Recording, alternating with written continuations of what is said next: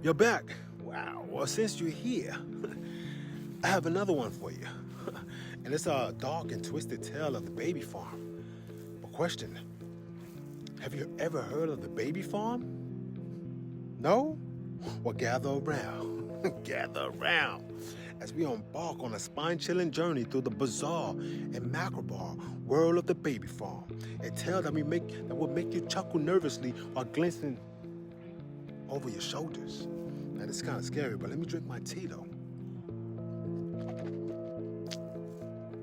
Welcome back to the American History Podcast, where the past isn't just strange, it's downright eerie. Picture this: the mid-1800s to the early 1900s, a time when people believed in all sorts of cookie ideas, like the notion that babies came from stalks. Yes, folks, while the rest of the world was trying to figure out steam engines and the telephone, some bright minds thought, why not add a twist to the baby delivery process? Let's involve birds and cabbages. Enter the baby farm, a nightmarish concept where babies were apparently churned out like little meatloaves in the factory. Imagine your mom saying, "We're headed out to the baby farm, sweetie. Pick out your sibling." It was like a weird grocery run, but instead of produce, you were snagging a tiny human. And if you were lucky, maybe you even get one that didn't look like a potato head, like this right here.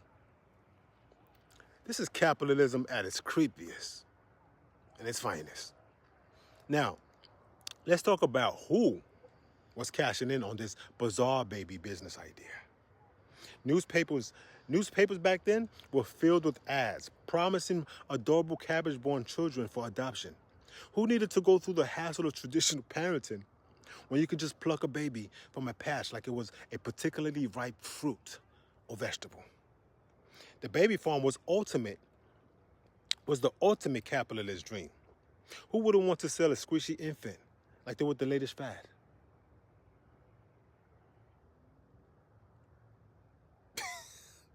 And let's not forget those charming postcards that accompanied these little bundles of joys. Each one was like a creepy invitation to the weirdest family reunion ever.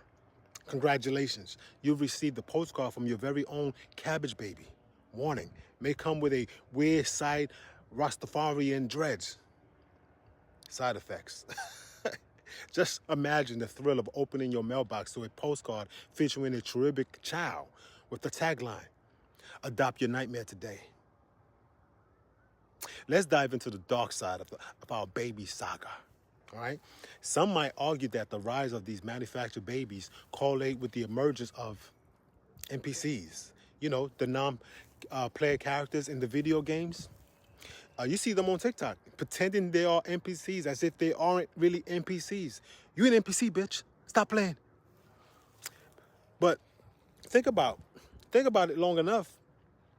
Maybe we are all NPCs.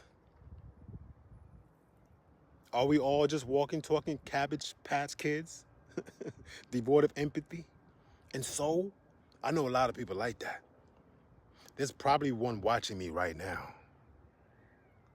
Perhaps the baby farm was the first step toward a questionable or generational of people who trudge through life like zombies, lacking the spark of humanity. Maybe some of us are descendants of these manufactured beings, which could explain why that one guy at work was like,